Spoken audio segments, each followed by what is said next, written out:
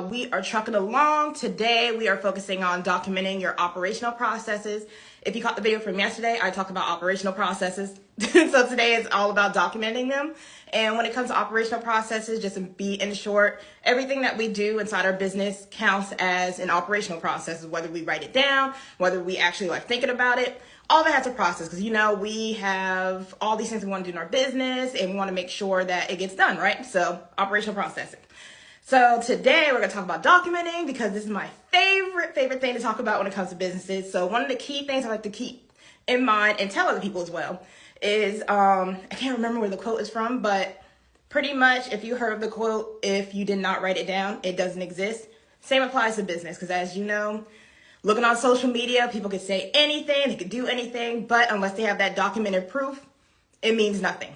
Same goes with your business as well. So like I mentioned, like recapping the whole thing, talking about organizational design, where we're designing from top to bottom, the development, where we're actually coming up with the processes to go towards our exit plan in business. And then now we're talking about actually documenting those processes.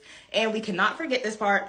I know a lot of people see this, or it gets a negative stereotype. I don't really see it as negative because we're already writing things down anyway, but whatever. It has a negative stereotype, I'm trying to change that. But overall, y'all are here for documenting process, so let's talk about it. So when it comes to documenting, as it says, you're simply writing things down. And I don't want to get it confused with standard operating procedures, anything like that, or where you do the videos and stuff. Today, I want to strictly just focus on documenting your processes. And that can look like anything. So like total disclaimer, I have ADHD, so like sometimes certain things don't work for my mind. So I still like pen and paper, nothing against it. Some people like digital stuff. Some people like, I don't know, sticky notes, whatever. Whatever you're doing, I would recommend do what you already have as a habit. So like if you like writing things down in a sticky note or notebook, use it. If you like writing things like me in a notebook or something, use it. If you already take notes on a digital format, use that. But overall, you want to make sure you're starting to document what you're doing. So what exactly do you document? You document the steps that you're taking inside your business. So like if you're here on social media today, maybe you did a post, maybe you're thinking about it, maybe you're engaging, maybe you're mindlessly scrolling. What you're going to do, you're just going to make note. If you're mindlessly scrolling, don't do that. We can switch that around. I'll tell you how.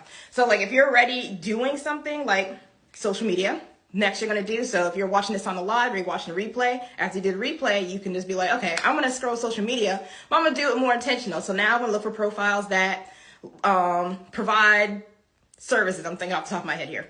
I'm going to look for profiles that provide services similar to mine, but maybe we can collaborate. Throwing that out there. So what you're going to do, how you're going to document that, you're just going to say, I am already on social media, usually between this time.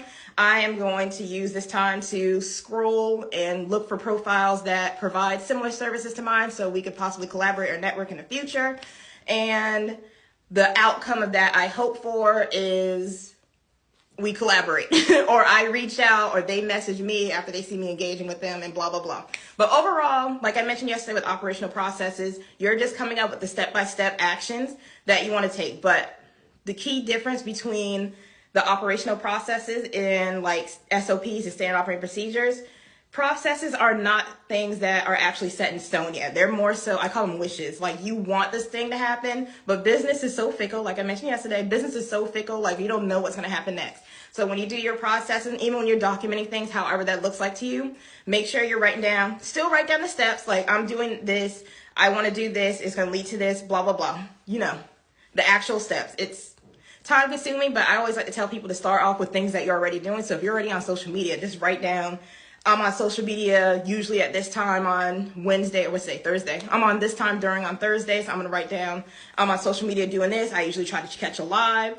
It can be a bullet point checklist, whatever it looks like for you. Again, so I'm usually on here looking at lives. I'm scrolling for this, blah, blah, blah, and you just do the process steps for that. And you just kind of keep that going. But overall, documentation does not need to be difficult. Of course, like down the line, whenever you have stuff written, yes, I recommend put it in a digital format. So like still, like I like using my notebooks and stuff, but I still put stuff like in a Google document just to kind of like have. So whenever I am ready to make a more structured procedure for my business and procedures, these are things that you have actually tested inside your business. So again, processes, They're usually, you can write out the steps. These are kind of like your wish list, like how you want things to flow. And then the procedures are things that are actually happen, that you tested it, got feedback on it. So like this is where you make the standard operating procedures. This is where the SOPs and doing the steps and all the software stuff comes in. But when you're doing the processes, you want to make sure that you are just documenting your wish list, so to speak, but making sure like you have it structured in a way so like when it comes time to do the procedure, it's an easy transition versus like, oh, I'm doing this or I'm about to hire somebody, I'm doing that. How do I transition that? So overall, whenever you're doing documentation, again, start documenting however that looks like. It can be pen and paper, it can be digital, it can be Post-it notes, does not matter, yet again. But you want to make sure you are writing things down step by step. And again, it could just be little bullet points like I mentioned. You can just do like how we're doing here. Like I'm watching this video right now. Next, I'm going to go through different profiles. Next, I'm going to hop on off and do something else. If you're doing another task, what are you doing with that task? Like what steps are you taking in that task? Like you don't have to be super exact with this, but you just want to start getting to the habit, because once you build the habit, it makes it easier. And then of course you have the documentation already set. And when you have to clean it up and like pass it on, it makes it a whole lot easier. So you're not like running around like, oh my gosh, what do we do? There's business, like you already have the stuff written down. So that is the whole point. Start documenting, simply start doing things that you are currently doing and then add on. So like if you're wanting to launch something maybe like next month, you'll start focusing on, okay, how do I want that process to go? Like what am I using currently? Like things like that. So you'll start creating the process like that and the steps like that. So just a brief recap, because y'all know I'm good about repetition and repeating the same thing. When it comes to documenting, start off with what you are currently doing, something that you currently use. So if you're somebody that uses digital print, use that. Eventually, you do want to transition it into like a digital format or keep both, and you can kind of figure out your own schedule when it comes to that. And then whenever it comes time to actually like testing things out, this is where you come in. This is where the standard operating procedures come in, the SOPs. Once you have something that's set in stone, and when I say set in stone, this is, again, stuff that you have actually implemented, things that execute, you got feedback. Maybe people bought it, maybe people didn't, that's feedback. Like you put it out in the world, you did what you could, you followed the steps that you documented, didn't work, you use that same documentation, tweak it until it's to where it's to your liking, and then you create the standard operating procedure, because now it's an actual standard inside your business how you do something. So, long. That's pretty much all I have today with documenting. If you have any other questions about documenting, feel free to ask questions below. I keep resources, free templates right on the website. If you click the link in bio, you'll be able to see all of that. And tomorrow we'll be talking about scaling, one of my favorite things. So if you are planning to actually have processes that need to be duplicated by somebody else, we'll talk about some different outlets with that. And that's all I got for you guys. Y'all have a great day.